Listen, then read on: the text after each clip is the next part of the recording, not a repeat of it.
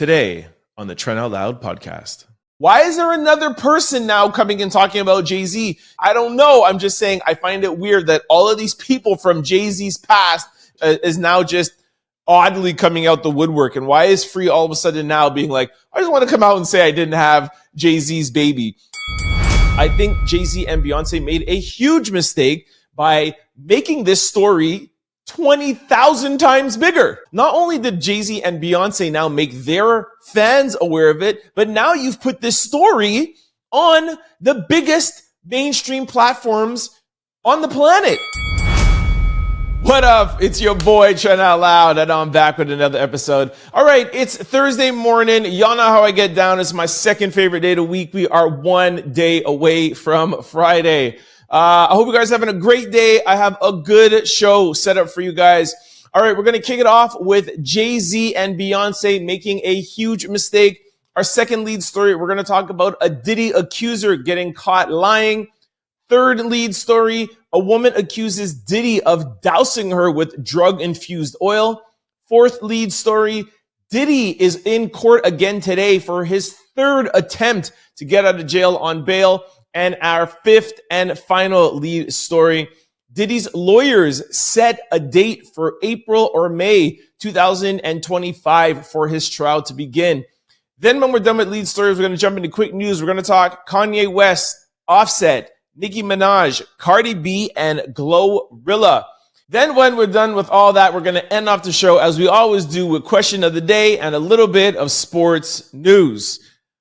Y'all know what time it is. Turn your TVs, your radio, or your devices up. I'm about to start this show.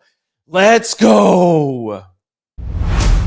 Free from 106 and Park makes it clear and shuts down the rumors that she had Jay-Z's baby, despite Wendy Williams' past claim. All right, sorry that I forgot to mention this in my intro, but I wanted to make sure I got this story in here really quickly because it's bubbling online. This is yet another person coming out online talking about Jay-Z. I told you guys a couple of days ago, Foxy Brown was talking about Jay-Z. Hey, don't think I'm going to expose Jay-Z. And now Free from 106 and Park back in the day. For those of you who don't remember, 106 and Park was BET's equivalent to Total Request Live, TRL, okay? Whatever, 10 or 15 years ago. So Free was huge back in the day. Why is there another person now coming and talking about Jay-Z? Yeah, she's shutting down the rumors. But again, like I told you guys about Foxy Brown, maybe she could be coming online to kind of stir things up and in the background be like, hey, Jay, you want to break me off with a couple of $1 million and I'll keep on denying it? Or maybe I could come out and say that it's true. I don't know. I'm just saying I find it weird that all of these people from Jay-Z's past is now just oddly coming out the woodwork. And why is Free all of a sudden now being like, I just want to come out and say I didn't have Jay-Z's baby? But let me read the article to you and we'll talk about it a little bit more. I actually have a clip from Wendy Williams announcing that Free just had Jay-Z's baby, okay? During a recent live stream, former 106 and Park host Free shut down persistent rumors about her having a child with the rapper Jay-Z. The rumors, which have been circulating for years, were even fueled by an old broadcast from Wendy Williams' radio show where she claimed that Free had just given birth to Jay-Z's child in a Brooklyn hospital. Free was on her live saying, "Where's the kid? Cut it out." And she also said Free has no biological children. Okay. Just for those who don't know, for years, people have been saying that Jay-Z has like these alleged children that he keeps hidden, that he did something to one of his past girlfriends that was pregnant while Beyonce was pregnant. There's a lot of rumors. Go listen to Jaguar Wright's video. She'll tell you all the claims about it, all right? I'm not trying to get sued by Jay-Z and Beyonce. But from what we know and what Jay-Z has always said, his only children are with Beyonce. But like I just said about Foxy and about Free, like, why are they coming out and saying these things now? Like, I don't know. Here's another article I found. It said, the streets have been talking for years, and now Free from 106 and Park is finally shutting down those wild rumors about having Jay-Z's baby. Wendy Williams even stirred the pot, claiming Hove made a song about it called Lost Ones. Free was that it girl back in the day. Natural beauty, thick, and everybody was tuning in to see her on 106 and Park. So let me play this clip from Wendy Williams. This is an old clip back on the day when Wendy Williams was on the radio. Okay, take a listen. Free gave birth Monday. Jay-Z was there. She gave birth in Brooklyn at Methodist Hospital. Who do we shout out to? Oh, hell, Beyonce. Damn you, Jay-Z. Here is a clip with Free denying the rumors. Take a listen. I say it one time. Free has no biological children. Y'all let me know what you guys think. I don't know what to make of it. All I'm saying is that it's very weird that Foxy Brown last week is coming out denying that her and Jay-Z were together when she was underage. Free is coming out saying, no, we never had a kid.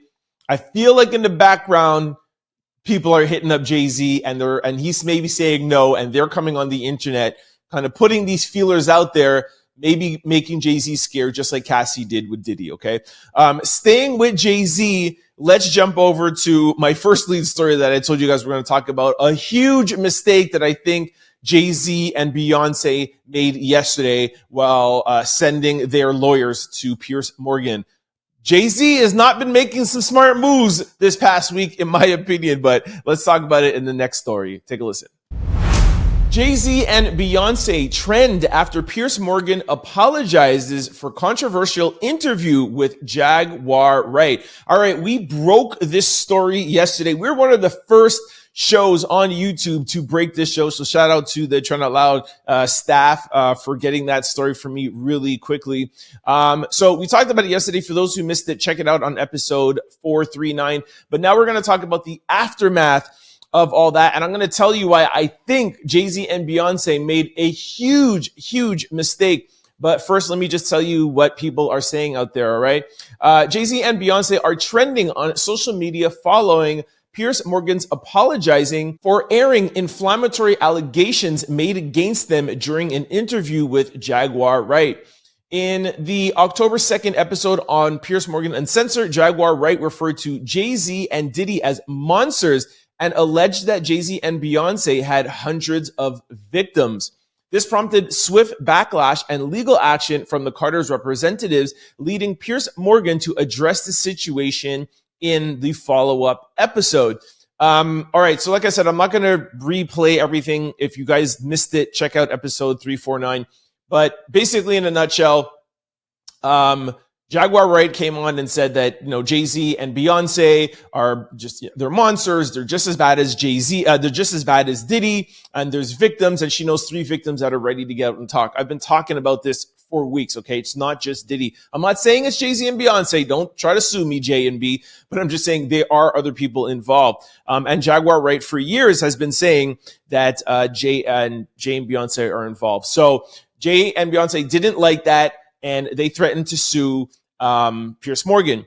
Now, here is what I think the huge mistake is. Now, first, I'm going to tell you what people are saying online, okay? So social media has been buzzing with different reactions. One user said, let this be a lesson to all you journalists who try to compete with these bloggers and random podcasters who take part in reckless gossip. The consequences are much more real and severe. Jay-Z and Beyonce made it clear enough. So that's one side. Hey, bloggers, people, YouTubers, people out there, be careful what you say because Beyonce and them will come after you. But here's what some other people are saying. In contrast, other users are saying, given what was said, I feel like taking legal action made them look even more guilty. So here is my take on what I want to say, okay? So yes, you can look at it those two ways that, hey, don't mess around with Jay-Z and Beyonce, or you can look at it like, hey, they look more guilty. Here's my perspective on it, and here's my take, okay? Is that what Jay-Z and Beyonce have done now is that they have made all of their fans and people aware of a situation that might not have been that they might not have been aware of before. When that broke on Friday, and I said, "This is crazy that Jaguar Wright was on Piers Morgan. He's mainstream media." Everybody all weekend was like, "Oh, he's not that big. Don't worry, it's not going to be that much of a big deal." And then Monday, we see that Jay-Z and Beyonce is suing. So I was right back then when I said this was major for Jaguar Wright to be doing that. Nobody has ever made accusations like this on such a big platform. But even though Piers Morgan is mainstream media and he is a very large platform, he's still not the elite high-level mainstream platform. So not only did Jay-Z and Beyonce now make their fans aware of it, but now you've put this story on the biggest mainstream platforms on the planet. It's on ABC, NBC, it's on Fox. Breakfast Club is talking about it. It's in the New York Post. It's in every single paper. When Jay-Z and Beyonce do something, it is global news. So although, yes, this was still major for it to have been heard of, I think Jay-Z and Beyonce made a huge mistake by making this story 20,000 times bigger. You know what I'm saying? Like, this was amongst us YouTubers. It was on Twitter and it was it was bubbling, but them bringing attention to me just exploded it. And I think this is ultimately going to make things worse. I guarantee you, Jaguar Wright is somewhere calculating doing something else now. And now maybe some authorities might be like, let me just look into this. That's exactly what happened with the Cassie thing, right? Where Diddy was like, no, I'm not going to pay you off. Boom. He paid her off. And all of a sudden the Fed started looking into him. Again, just to give you guys context, there's been a lot of people out there who have said, alleged things about Jay-Z and how Diddy's wife, Kim Porter, passed away the same way how one of Jay-Z's alleged ex-girlfriends, who was allegedly pregnant at the same time that Beyonce was pregnant. Let me be careful. I don't want no legal letters from Jay-Z and Beyonce. But so Diddy and Jay-Z's, baby mama and wife both passed away at a young age, mysteriously. So that's where a lot of these things come from. So I'm not saying that Jay-Z is like Diddy, but I'm saying there's a lot of people that say that. So this may have just opened up Pandora's box. A lot more people know about it now. And like I said, this may be bringing more attention. There is one thing I will say, though, that a lot of these mainstream publications are doing is that they're not saying Jaguar Wright's name. Like, for example, Breakfast Club did not report the story on Friday when Jaguar was on Piers Morgan, when it was going around. Breakfast Club didn't say anything about it, and a couple of blogs posted it, but not many. Now that Jay-Z and Beyonce sued yesterday, or Monday, whenever they sued, now the Breakfast Club is talking about it, and like I said, everyone's talking about it, but a lot of people are not using Jaguar Wright's name. So they're trying to give the story attention without giving it too much attention. So Lauren and Envy and Charlemagne were talking about the situation. They didn't repeat any of the allegations that Jaguar said, and they didn't say her name. So all they said was that somebody was on Piers Morgan making wild accusations, and they just got sued. So that might save Jay and Beyonce a little bit because nobody's hearing the allegations. But in this day and age with the internet and how everybody likes to play detective, all people have to do is type in Google who was on Piers Morgan that Jay-Z and Beyonce sued. Jaguar Wright. Really cool. Go to Jaguar Wright's page, and she has 4 years worth of videos saying all of these crazy things about Jay-Z and Beyonce. So who knows what will come of it?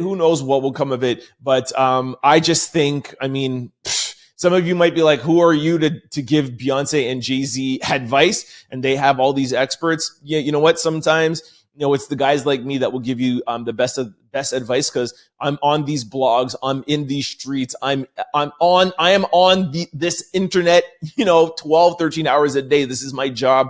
I know how these people are. And if you ask me, I think they just made it worse. But anyways, let's go now and jump over to another crazy story that's going on. I didn't have a chance to talk about it yesterday. We're going to talk about it today, where there's a Diddy accuser that got caught lying and bribing her ex-boyfriend to help her lie on Diddy. So this is, Diddy saying that a lot of people are lying on him. His mother put a statement out saying a lot of people are lying on me. Here is one girl, one case. It was arguably maybe one of the biggest after Cassie. And now we find out that this accuser is lying and tried to bribe her boyfriend. So let's go over to that story right now.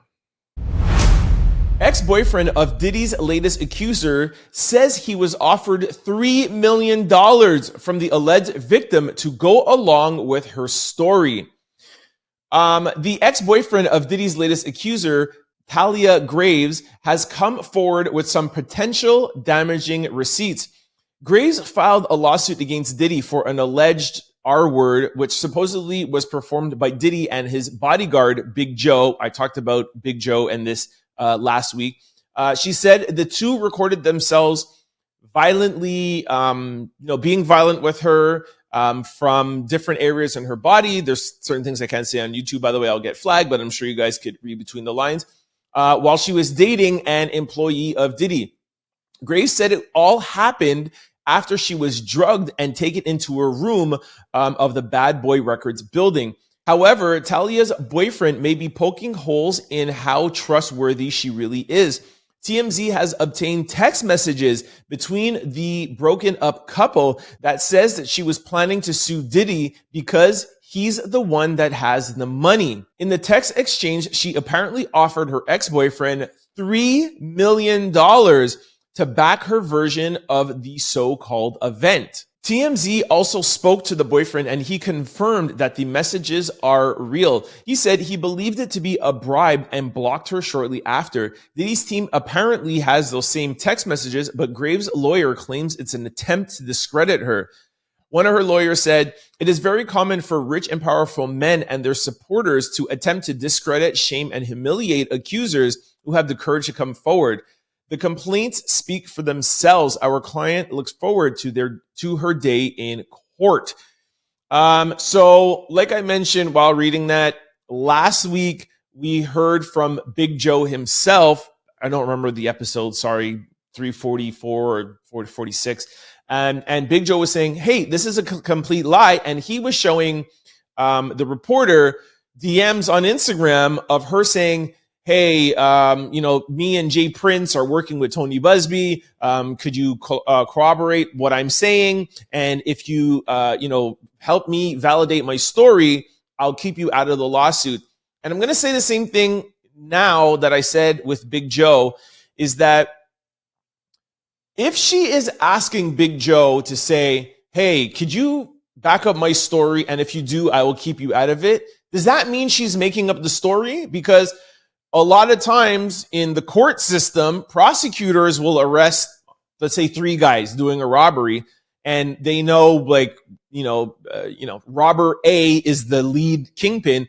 They'll go to robber B and C and say, listen, we caught all of you guys. We really want robber A. If you guys, snitch on him, then, tell us that he's the kingpin and he was working on everything, we'll give you guys a lesser sentence. We won't put you in jail. We'll give you probation. So is she doing the same thing to Big Joe? And is she doing the same thing with her ex-boyfriend? I haven't seen the text messages and TMZ hasn't put out the text messages, but unless the text messages say, yo, I have a get rich scheme. I met Diddy one time. He never did anything to me. Let's make up this lie. Then, unless you have that in a text message saying, hey, could you, tell the prosecutors that my story is true and I'll give you $3 million out of the $10 million.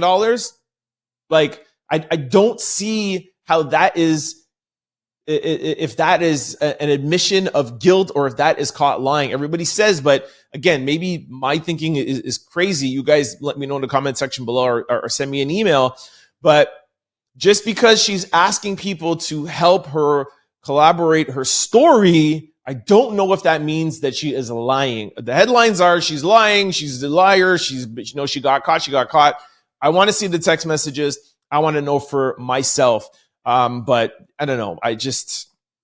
The one thing I will say though is the fact that she has, the bodyguard and the ex-boyfriend saying, hey, could you help me do this? Those are 2 different guys who she's asking for help. Obviously her story is weak, but like I said, I still would like to see those text messages to draw a full conclusion for myself. All right, so let's go over to another accuser now. This one too is going super viral, and the reason why is that it explains 1,000 bottles of baby oil. There is a woman that's accusing Diddy of dousing her with drug-infused oil that made her body weak. So I think that's what people are mistaking the baby oil for. So let's go over to that story next.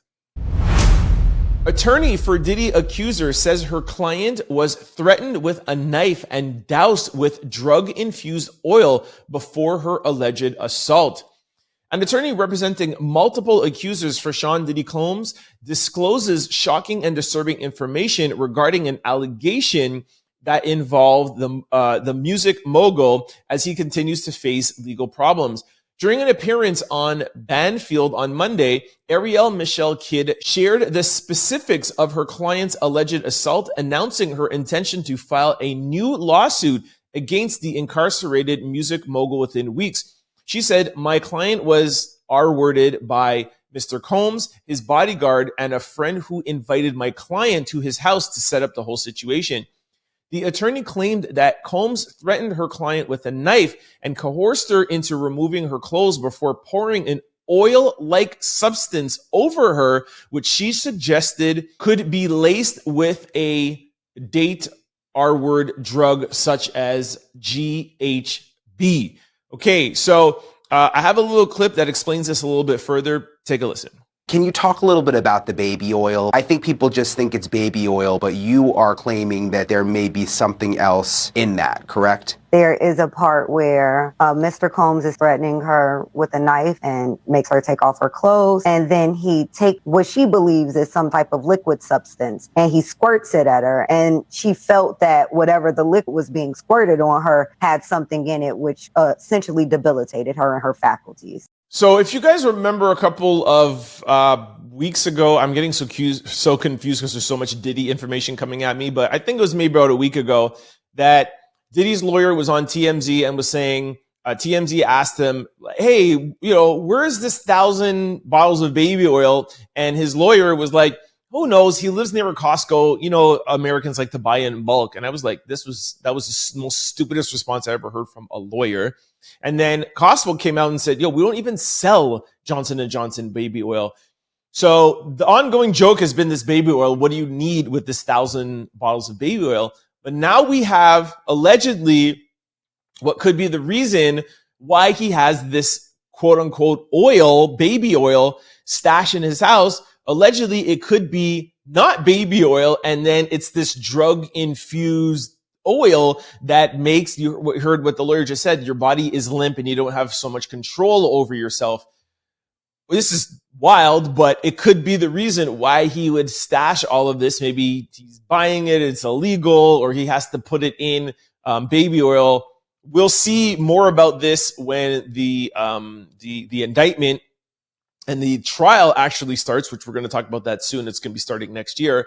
We'll uncover all of this because I'm sure the feds that seize that baby oil have tested it and found out. I'm telling you right now, if those 1,000 bottles of baby oil have a drug in it, forget about Diddy taking a stand. Forget about anything. He should just plead guilty. If you have a horse tranquilizer, GHB stashed in baby oil, bro, you are sick beyond another level of sickness and you're done. Like, he will never see the light of the day again. So we will follow up on that, obviously, and see what comes of that. All right, now let's move on to some court stuff. Diddy is actually in court today, October the 10th, to apply for his third time to try to get out on bail. I have some details for you on that. Let's just go to that story right now. Sean Diddy Combs seeks pre-trial release. Attorney argues lack of flight risk and overall harsh bail decision. All right, so I talked to you guys about this a couple of times. I got some information from Megan, but this is now hitting the blog. So we'll talk about it in a little bit more detail. Hip-hop mogul Diddy is pushing his pretrial release following a recent detention of serious charges. In a court filing, Combs' attorneys highlighted the extensive measures he has taken to cooperate with authorities since early 2024, when he first became aware of the investigation. By the way, before I continue, this is really important. The reason why I picked this article, it's going to explain to you all the steps Diddy has taken to avoid being detained before his trial, okay? And so you'll understand, for most of you who are like, why do you think that he would ever even be able to get out on bail? This article explains to you all the things that he has done and why his lawyers believe that he should be out, okay? So these steps include reaching out proactively to prosecutors, volunteering to surrender his passport, and sharing travel plans with authorities. Combs even listed his private jet for sale to address any concerns about his flight risk.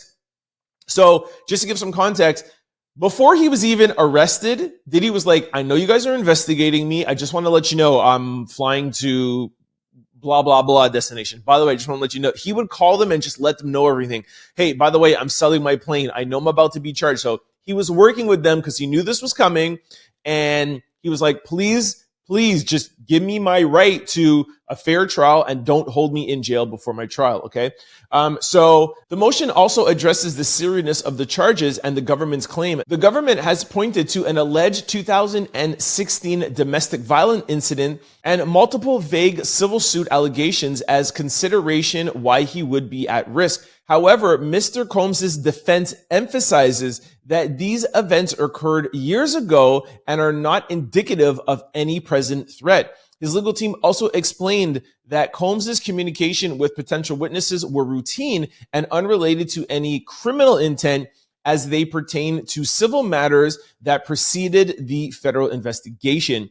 All right, so context to that, I've talked about this a couple of times too last week, where hey, they subpoenaed some witnesses, and the prosecution was saying, yo, he started calling some of these witnesses, Your Honor. And for that reason, we need to keep him in jail, because if we let him out, he's going to start badgering witnesses. And we know that he's a violent person. Here is a videotape of him being abusive to Cassie in 2016. His lawyers are like, yo, that happened in the past. That was 10 years ago. That's not now. And the reason why he may have contacted some people, it's because they were suing him civilly. And, this was me, his legal team and him, trying to, work around that. So I also have a post from Lauren LaRosa from the Breakfast Club that she really details the 3 things that they're really requesting.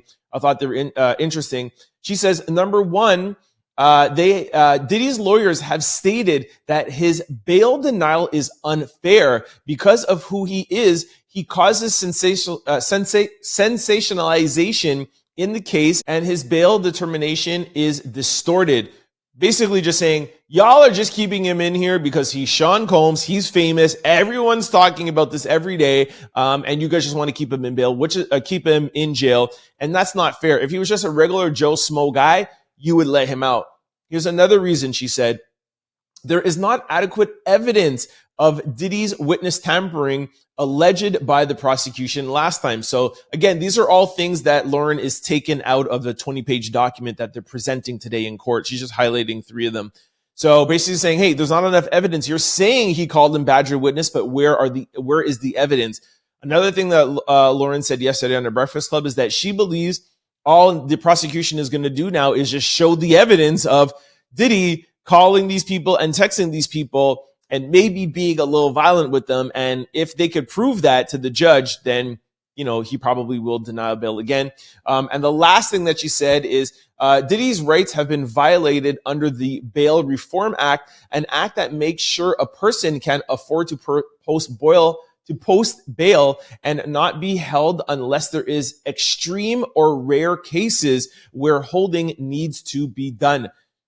Again, these are points that the prosecution is making today, right now in court.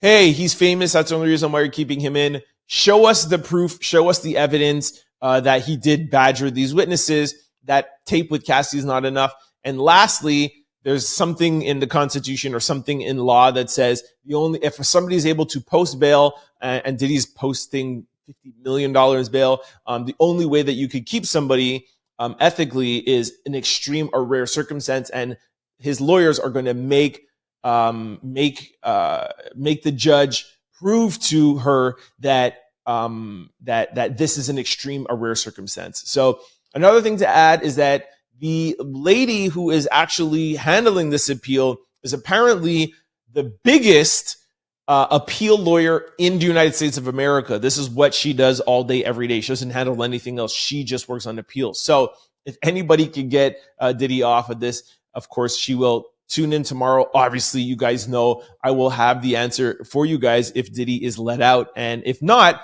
of course, you know, I'll have the details why. All right. Now let's move over to Diddy's lawyers setting the trial date quickly. Let's move over to that. And I'll explain to you why Diddy wants to have a speedy trial. Sean Diddy Combs' lawyers plan to request a trial date for April or May 2025. His lawyer said Mr. Combs intends to file a motion for a hearing and offer remedies related to unauthorized and prejudicial leaks to the grand jury for information, according to a joint filing ahead of tomorrow's status in Manhattan. All right, so that's actually today. So Diddy has said this from the beginning. Yo, I want to get on, I want a speedy trial. I think that's why they got a new judge. I want to get on the stand. I want to get on with this. This is a strategy that Diddy's defense team is using to make people think that he is innocent. Obviously, he is saying that he's innocent. People that want a speedy trial, they want to rush things. They want things right away because, yo, I'm innocent. I want to get out of here, right? A guilty person would be like, oh my gosh, let's work. Let's take our time. No, I got nothing to hide. I want to talk to you right now. That's why they're doing this. We'll see. Well, it's happening all right now. We'll see if they give him that trial date. We'll see if they let him out on bail. And you know, for me, I think the prosecution would like to take as long as they can to get to trial. Like I said last week, the strategy for the prosecution is to drag this out, weigh on Diddy's mind, make him stay in there as long as he can before trial to break him, hoping that he'll take a deal. Because if he doesn't take a deal and they have to go to trial, he could get out. But if they keep him in there, drag it on, and there's also work that they're doing against other people too, right? You said there's other celebrities who they're investigating. So the longer Diddy is in there, the more pressure there is and the more time the government has to build a case on him, get more people, get more people scared. So it's to the prosecution's advantage to take as long as possible, because at the end of the day, they just want Diddy in jail. Whether he's in jail before trial, during trial, or after trial, they just want him in jail. Diddy's like, yo, just get me out. So they're arguing, and we'll see what happens, and of course, I will let you guys know. All right, let's move on now to some other information and news out there. Let's move over to quick news. I got great quick news for you. I got Kanye West, Offset, Nicki Minaj. Cardi B actually is talking about her relationship with Stefon Diggs, and I got something from GloRilla. Of course, also we have question of the day and sports news. So we are far from done. Stick around. Let's jump over to quick news right now. Kanye allegedly requests female guest from Ryan Pownall's Pillow Talk podcast to sleep with him. Ryan is a Canadian podcaster in the adult film industry. He has the #1 podcast. So shout out to Ryan. And I know some of his people on his team too, and they listen to the podcast. So shout out to Ryan and his team. Anyway, so Ryan is in LA, like I said, biggest adult podcast. And we all know that Kanye West is apparently trying to get into the adult film industry. And that's why a lot of people are leaving him. It's going to be like a Yeezy adult site. And he has an infatuation with women who are adult stars, right? I can't say the P word. And so it's no surprise, but the surprise is that Ryan is actually talking about this, but he also said he didn't make me sign an NDA, so I can say whatever I want about this. Where the girls I'm sure he's with, he makes them sign an NDA. Here's Ryan on his Pillow Talk podcast. I got to play a little clips for copyright reasons, but here's a little clip of Ryan from Pillow Talk. I sent them 5 girls. Are you lying? Liam, have I sent 5 people to Kanye? No. I didn't sign an NDA. I can say it. All right, in our second quick story, Offset's side piece Pre blasts him on IG after he denies being involved with her or paying for her abortion. Offset's alleged side chick Pre took to Instagram to air him out after the rapper denied ever being with her or paying for her abortion. Pre wasn't having it, pulling out receipts that back her claims and letting everybody know that she is not lying. And to make things even messier, Pre also alleges that Offset has been discussing getting a divorce since last summer. All right, y'all know I've been talking about Offset and Cardi B for a couple of days now, and they're getting a divorce. I have a story. I think next story is Cardi B and Stefon Diggs. And everybody has always been saying, we all know that Cardi B and Offset, this is their 4th time alleging that they're getting a divorce. And you hear of Offset with a bunch of girls, but it looks really now like they're getting a divorce. And you hear Offset's side chick saying that, he's been talking about this for over a year now. So we'll see what happens. But it looks like, one of hip hop's favorite couple might actually be getting a real divorce. Let's jump over to Nicki Minaj now, and then we'll talk about Cardi B after. Nicki Minaj breaks her silence after Safaree attends her Miami show. Nicki Minaj is seemingly addressing the buzz surrounding her ex-boyfriend Samuel, who was spotted at her Pink Friday tour stop in Miami last Sunday. After clips of Safaree hyping up the crowd at her concert that went viral, Nicki seemed to address the situation during a recent live. She said, "I'm an effing superstar. If I want to go to a concert and be completely incognito, I know how to do it and not film myself. What Safaree did was on purpose. He didn't want to just come to my show. He wanted to make a TikTok about it." Safaree, who was seen dancing and rapping along with Nicki's hits, later explained on social media that he left the concert with his security and was proud of Nicki's success, tweeting, "I'm proud, no cap." I don't know why Nicki even bothered to address this. First of all, like I said with the Jay-Z and Beyonce thing earlier, when the bigger star addresses something, you make it more of a story. So of course, this is going to be even more of a story now. Secondly, we all know that's why he was doing it there. Like, we all know if he wanted to go there and just not be known, of course, he would have been in disguise. This guy went in there with a friggin' sleeveless jean jacket and glasses and security and camera people. So we all know he wanted attention. No, nothing shocking, Nicki. All right, let's go talk about Cardi B now. Cardi B seemingly speaks on rumored affair with Stefon Diggs, and she says, "I think it's cute." Rap superstar Cardi B doesn't seem to be bothered by rumors of her being romantically involved with NFL superstar Stefon Diggs while married to her estranged husband Offset. During a live stream, the 31-year-old appeared to subliminally refer to speculation, saying, "All these rumors are so effing crazy. That's why I don't want to address it, because I think it's funny." She also added, "I'll just let it ride out now because it's cute and kind of funny."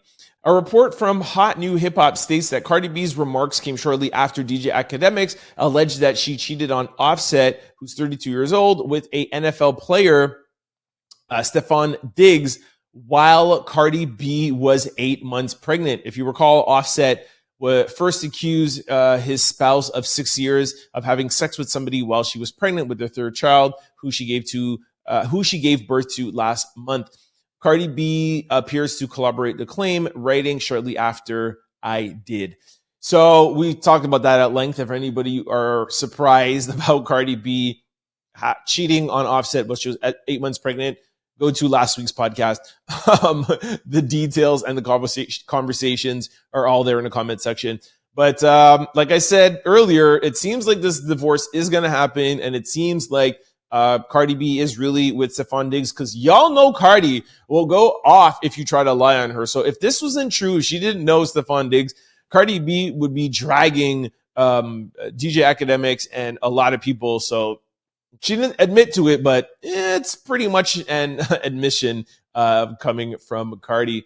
All right, let's close out quick news with GloRilla, one of my favorite artists right now. GloRilla confirms she's open to doing a joint album with Megan Thee Stallion. Another hit from GloRilla and Megan Thee Stallion might be just around the corner. During a recently released interview with Billboard, GloRilla confirmed that she's open to doing collaboration album with her good friend and fellow rapper Megan Thee Stallion. It's clear these Southern baddies enjoy working together. As reported, they recently hinted that GloRilla will be appearing on a mixtape. Megan alluded she's dropping before the year end. Following that, Glo revealed the features on her highly anticipated debut album, and track listing showed a song with Megan. Y'all know how I get down with GloRilla and Megan Thee Stallion. GloRilla is my favorite artist right now. I'm in love with her. I love everything she does. I like how she dresses. I like how she talks. I just like her whole attitude. I love GloRilla. So, y'all know me too. I'm a big Megan Thee Stallion fan. I think that Meg is underrated. She could flow. She could write. She's hip hop. Like, she could hang with the dudes. You know, when people are like, oh, she's good for a girl. No, I think both of those girls are good just for hip hop, period. Men and women. They're really dope. So I would love to see them do a joint album together. All right, let's jump now over to question of the day. All right, today's question of the day. What's your biggest ick about yourself? Rocksteady_ said self-motivation. All right, I do not have that problem because I can motivate myself to literally jump off a roof if I wanted to. Always Angie said overthinker, anxiety, and I rebuke you. I feel like a lot of people are going to say the overthinker thing. Jazzy J said accepting the bare minimum from people. A lot of people are thinking that a lot of people are in that situation. Somebody said, I cry when I get overly angry, and now you think I'm weak, but I'm really trying not to just go to jail because I am bougie and I really just want to get at you. That's hilarious. Another person said that they're an overthinker. One person said that heart is too big. Somebody said, I want to lose weight, but I love me some sweets and I love to eat. Another person said, I shudder when I'm nervous. Wow, that's crazy. Let's see. Somebody said, I love you until I hate you. Samantha Howard 82 said, I don't know my own worth. Regine J said, I over-explain myself. These are really honest, y'all are being out here, man. Sam Howard said, I can't do them like they do me. Okay, I think I know what she means by that. Somebody said, I'm a procrastinator. Arthur John said, I make excuses for people who know exactly what they are doing. Good Vibe Skinny said, revenge has to be mandatory. I'm sure you actually really like that about yourself. Stop lying. Somebody said, when they get low, I go to hell. Again, I think you love that about yourself. And somebody said, I talk too much. All right. Somebody said, my nerves are horrible. And somebody said, I'm really petty. One of my icks about myself, I have a lot. One of my personal icks is, I don't know when to just take a break and just chill. Like, I'm an over excessive, crazy worker. I mean, it has done me well. I have to admit, I've had success in a lot of different avenues, from the music industry to modeling, to building a brand from the trunk of my car to a national brand, and, have success in the podcast world now. And while I love all of that, because I'm a very ambitious person, I need to be able to just turn it off sometimes. Sorry, not that I need, but I do need, but I wish. It's an ick about myself. Like, I literally think about, my ambition and the things that I want to accomplish in life at night. That's why I can't sleep at night. I have insomnia in the morning. Like, it's my focus. That's why I'm single. I don't have kids. Like, it's my number one goal. And I would like to just be able to like segment that and be like, all right, Trent, just take a day and chill out for yourself, So that's an ick that I have about myself. Let me know what yours is. Comment below. Send me an email, trent@cfqr600.com, or send me a DM at any of my social media accounts at Trent Out Loud. Jayden Daniels shows up to the facility at 4 a.m. every day to work. For those of you who don't know, Jayden Daniels is The Washington Commanders, it's so weird not calling them the Washington Redskins, but the Washington Commanders rookie quarterback, and they're saying that he might be the first rookie in like 30 or 40 years to win MVP. He is doing crazy numbers. Somebody said the kid shows up at 4 a.m. and he's already lifted. Me and Bobby walk in around 5 or 6 o'clock, and dude's like, I'm already done with film tape, and he's also done with his lifting. So I love to see this for people out there who are like, oh man, he's just gifted or he's just, no, man, you want to get to that level. You want to get those accolades. You know, you want to get MVP. You want to be the best. It takes work. Waking up for this guy, if he's at the facility at 4 o'clock, that means he's probably waking up around 2:30, 3 o'clock. You got to put that work in, y'all. Anyways, that is it. Thank you so much for kicking with me on this Thursday. Make sure you guys tune in tomorrow for Friday's episode. You know, Friday is always a dope episode. Before I let you guys go, just want to remind you of all the ways to keep up with the Trent Out Loud podcast. For those of you who are watching on YouTube or listening on podcast platforms, please try to check me out through Monday through Friday from 11 to 12 on CFQR600.com or 600 AM if you're in the Montreal area on your radio station. We do play the Trent Out Loud podcast, but we mix it in with 90s and 2000s hip-hop and R&B. It's a great hour. It's a great way for you to just take a break from your day and listen to your entertainment and viral news while listening to some 90s and 2000s music. Vice versa, if you're used to listening to this show on CFQR 600 and you can't always catch the show from 11 to 12, you're busy, you got Zoom meetings, you got, kids, things you got to do, shopping, whatever it is you're doing. Don't worry, you never have to miss a Trent Out Loud podcast. We upload every show to YouTube or podcast platforms. Just go to your desired site, type in Trent Out Loud. The show will pop up. Don't forget to hit the follow or subscribe button so that you can be notified every time we upload a new show. If any of you want to keep up to date with me on any of podcast platforms, handle is Trent Out Loud. Don't forget to follow the production company, Exo City Media, on Instagram. And lastly, for those who are listening right now on CFQR600.com or 600 AM in the Montreal area, do not log off yet. Stay tuned for Don Smooth and the midday mix. Don is always dropping the heat. I'll see y'all tomorrow for Friday, man. My favorite day of the week. Peace. Don't forget to like, comment, and subscribe. It's your boy, Trent Out Loud. Peace.